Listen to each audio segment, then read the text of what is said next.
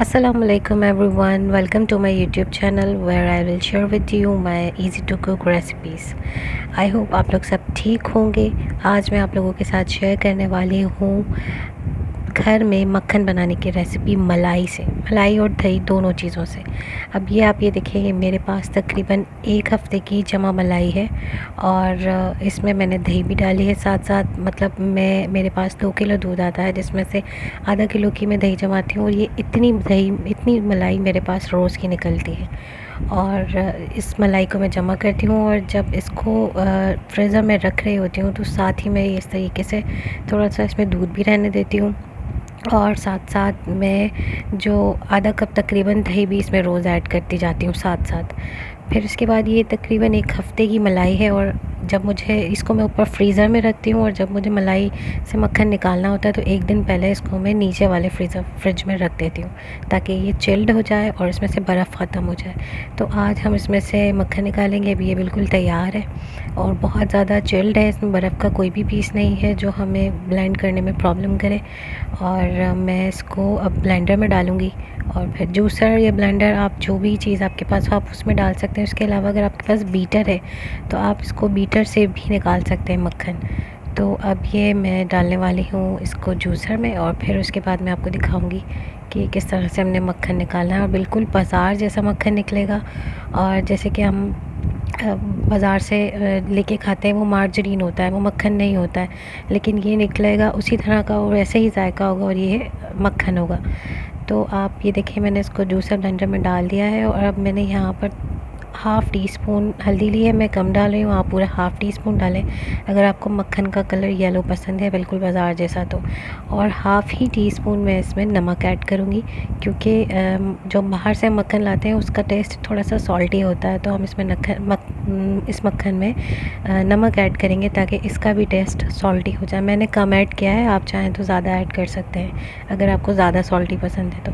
अब हम इसको ब्लेंड करेंगे अच्छे तरीके से। अच्छा ये आपने देख लेना है, ये यहाँ पर मैंने बर्फ़ के कुछ क्यूब्स भी रख लिए हैं क्योंकि जब हम इसको साथ साथ ब्लेंड करेंगे तो हमें ठंडे पानी की और बर्फ़ की ज़रूरत होगी क्योंकि जब हम गर्मियों में मक्खन निकालते हैं। ये देखें ये मैंने इसको एक बार ब्लेंड किया और ये थिक हो गया बिल्कुल इस तरह से। तो अब मैं इसको एक बार और ब्लेंड करके देखूँगी क्योंकि मशीन नीचे से घूम रही है लेकिन ऊपर से इसको ब्लेंड नहीं कर रही है। तो अगर ऐसी कंडीशन कभी हो, अभी भी देखिए मैंने इसको दोबारा ब्लेंड किया, अब मैं इसमें थोड़ी सी बर्फ़ डालूँगी और पानी डाल के इसको ब्लेंड करके देखूँगी। अगर तो ये ऊपर से घूमती है तो ठीक है, नहीं तो मैं इसमें से इसको हाफ़ अलग कर दूँगी और फिर हाफ़ का मक्खन पहले निकालूँगी हाफ़ का बाद में, क्योंकि जूसर भी मशीन है वो अपनी उसके हिसाब से ही वो लोड उठा सकेगी। तो अब मैंने यहाँ इसको एक और बार ब्लेंड किया और ये नीचे से ब्लेंड हो रहा है लेकिन ऊपर से इसको घुमा नहीं रहा। अब ये देखिए मैं बिल्कुल सेंटर में जो एक छोटा सा होल बन रहा है उसमें मैंने पानी डाला है। इसको ठंडा बिल्कुल बर्फ़ पानी आपने डालना है क्योंकि अगर हम गर्म पानी डालेंगे तो ये मेल्ट होने लग जाएगी और फिर मक्खन नहीं निकलेगा। अब मैं इसमें थोड़ा सा चम्मच चला के देखूँ शायद ये घूम जाए, लेकिन नहीं ये नहीं घूम रहा। अब मैं इसको हाफ़ अलग कर लूँगी, हाफ़ का भी निकालूँगी हाफ़ का बाद में। अब ये देखिए मैंने हाफ़ अलग कर लिया और उसके बाद जब मैंने इसे घुमाना शुरू किया तो इसने मक्खन को निकालना शुरू कर दिया है। तो ये मक्खन अच्छे से भी आप देखते जाइए, ये घूमता जाएगा और मक्खन ऊपर से आ जाएगा। आपने पानी ठंडा पानी या बर्फ़ थोड़ा थोड़ा करके डालना है, एकदम से ज़्यादा नहीं डाल देना है। अब ये अच्छे से घूमता रहेगा तेज़ स्पीड पे और ये मक्खन ऊपर सारा आ गया। ये देखें सारा मक्खन इसमें ऊपर आ रहा है आराम से।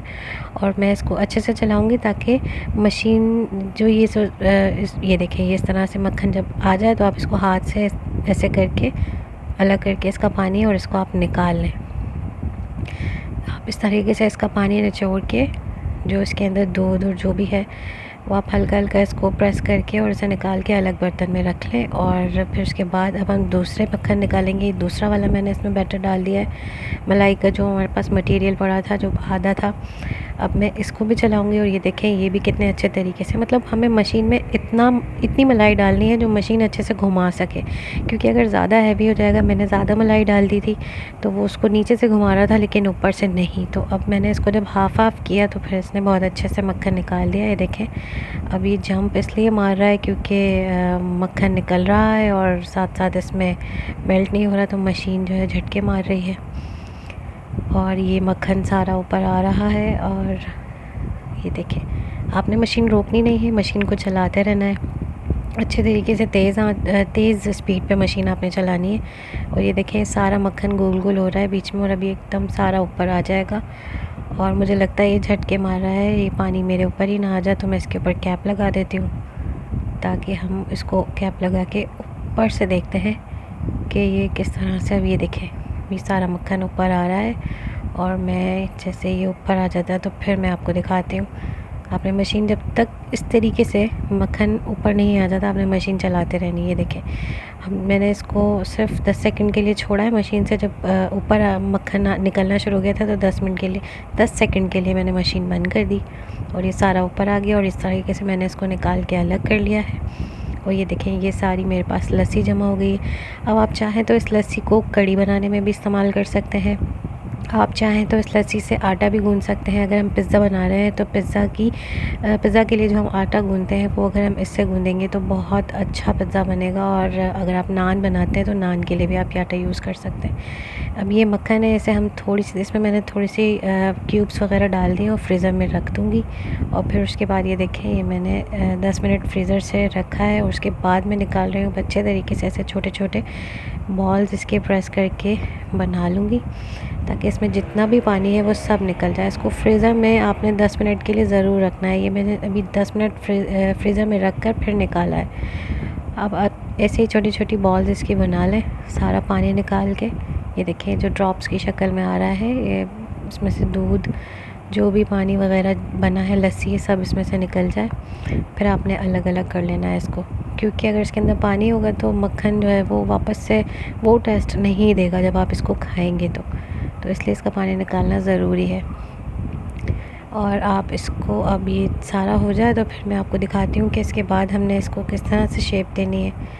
یہ تقریباً آپ دیکھیں میرے پاس جو ملائی تھی وہ 1.5 کلو تک ملائی تھی، اور اس کا ویٹ اتنا تھا، اور اس میں سے یہ سمجھیں آپ 1 kg میں نے مکھن نکال لیا ہے، باقی ½ kg کی لسی بن گئی ہے۔ اور یہ دیکھیں یہ سارا مکھن ہے یہاں پر، اور اب مجھے کیا کرنا ہے کہ اب میں اس کو اس طرح سے شیپ دوں گی۔ آپ چاہیں تو اس کو ایسے ہی رکھ کے بھی یوز کر سکتے ہیں، اور اگر آپ چاہتے ہیں کہ بازار والی شیپ میں کر کے آپ اس کو یوز کرنا چاہیں تو آپ ویسے بھی کر سکتے ہیں۔ ابھی آپ کو پیلا دکھ نہیں رہا ہے کیونکہ فلیش میں میں نے ویڈیو بنائی ہے، لیکن یہ بہت زیادہ پیلا تھا۔ اب یہ دیکھیں میں نے نیچے ایک پلاسٹک بنائی، پلیٹ کے اوپر پلاسٹک کٹ کر کے لگا دی، اور اس پہ سارا اس طریقے سے بٹر جو ہے وہ اسپریڈ کر دیا۔ اب میں اس کو فریزر میں رکھوں گی، لیکن اس سے پہلے میں اس کو اس طرح سے بند کر دوں گی تاکہ یہ بازار کی شیپ آ جائے، مطلب جو بھی شیپ آپ اس کو دینا چاہیں آپ دے سکتے ہیں۔ اب یہ اس طرح کر کے میں اس کو فریزر میں رکھ دوں گی۔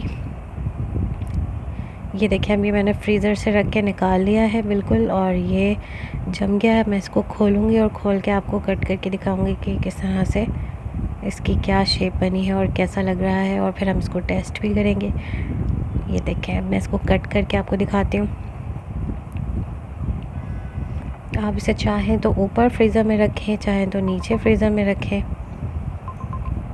اور یہ بالکل دیکھیں کتنا اچھا اسموتھ مکھن بن گیا ہے اور کٹ رہا ہے بالکل بازار کے جیسا۔ اب یہ میں نے فریزر سے ڈائریکٹ نکالا ہے اس لیے تھوڑا سا سخت ہے، اگر آپ اس کو نیچے والے فریزر میں رکھیں گے تو یہ اتنا سخت نہیں ہوگا، بالکل سافٹ ہوگا جیسے باہر کا مکھن ہوتا ہے بالکل ویسے ہی۔ اب ہم اس کو یہ چھوٹا سا پیس ایک ٹیسٹ کر کے دیکھیں گے کہ اس کا کیا ذائقہ ہے، اور اس کا ذائقہ بالکل باہر جیسے مکھن کا ہے، نمکین جیسا سالٹی ہوتا ہے۔ آپ اس کو صبح ناشتے میں شہد کے ساتھ کھائیں، بہت اچھا ہے، بہت طاقت والا ہے، اور جو ہم کوکنگ آئل کھاتے ہیں اس سے تو بہت ہی اچھا ہے۔ اب آپ بھی میری ریسیپی سے مکھن بنائیں اور مجھے بتائیں کمنٹ سیکشن میں کہ کیسا بنا، اور میرے چینل کو لائک سبسکرائب ضرور کریں اور ویڈیوز کو شیئر بھی کریں۔ ملتے ہیں نئی ویڈیو کے ساتھ، تب تک کے لیے اللہ حافظ۔